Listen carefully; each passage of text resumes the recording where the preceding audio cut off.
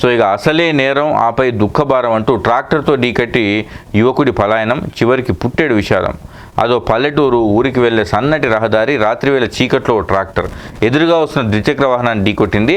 Tractor driver భయంతో ఆపకుండా వెళ్ళిపోయాడు. ఆ క్షణాన అతనికి తెలియదు తాను ఇద్దరి మృతికి కారణమయ్యామని. తెల్లారేసరికి నేర తీవ్రత కంటే కొండంత దుఃఖభారం మోయాల్సి వస్తుందని, పశ్చాత్తాపంతో జీవితాంతం కుమిలిపోవాల్సి వస్తుందని.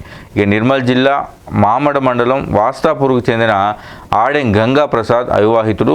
తమ ఊరికి 5 కిలోమీటర్ల దూరంలో ఉన్న తాండ్రా గ్రామానికి చెందిన ఓ రైతు వద్ద ట్రాక్టర్ డ్రైవర్గా పనిచేస్తున్నాడు. రోజు రాత్రి యజమాని ఇంటికి వెళ్ళి అక్కడే నిద్రిస్తుంటాడు. మంగళవారం రాత్రి రోజులాగే ట్రాక్టర్పై సొంతూరు నుంచి తాండ్రకు బయలుదేరాడు. దారిలో చీకట్లో ఎవరినో ఢీకొట్టినట్టయింది. కానీ ఏమిటో అతనికి అర్థం కాలేదు. భయంతో ట్రాక్టర్ని ఆపకుండా వెళ్ళి నిద్రపోయాడు. పైగా ఫోన్ స్విచ్ ఆఫ్ చేశాడు. ఇక అదే వాస్తాపూర్లో వరుసగా అన్నదమ్ములైన శ్యామరావు, సంతోష్లు తాండ్ర గ్రామానికి వెళ్ళి తిరిగి రాలేదు. వారి కుటుంబ సభ్యులు అర్ధరాత్రి వరకు ఎదురు చూశారు. ఫోన్ చేసినా వారిద్దరి నుంచి స్పందన లేకపోవడంతో ఇంకెక్కడికైనా వెళ్ళి ఉంటారని భావించారు. కానీ తెల్లవారింది. వాస్తాపూర్ తాండ్రా మార్గంలో రోడ్డు పక్కన ఓ బైక్ పడి ఉంది. ఇద్దరి మృతదేహాలు కనిపించాయి. విషయం ఇక వాస్తాపూర్ వాసులకు తెలిసి వచ్చి చూశారు. మృతులు తమ ఊరికే చెందిన శ్యామరావు, సంతోష్ అని తెలిసి హతాశులయ్యారు.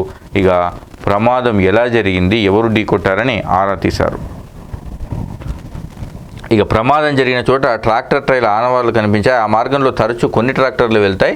ఇక గంగా ప్రసాద్ నడిపే ట్రాక్టర్ కూడా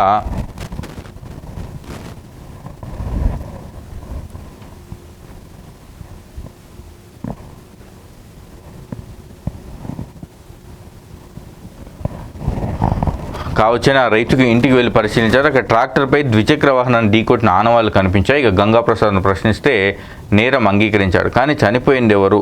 ఇక మృతుడు ఆడెం సంతోష్, నిందితుడు గంగా ప్రసాదులు సొంత అన్నదమ్ములు. ఆడెం శ్యామరావు వారి పెదనాన్న కుమారుడే. గంగా ప్రసాద్ ట్రాక్టర్తో ఢీకొట్టింది తన అన్నల్ని. తమ పేగుబంధాన్ని తానే తెంచేశారని తెలిసాక అతడిలో దుఃఖం వరదై వెల్లువెత్తింది. వారిని ఆసుపత్రికి తీసుకెళ్లి ఉంటే బతికేవారని కన్నీరు మున్నీరయ్యాడు.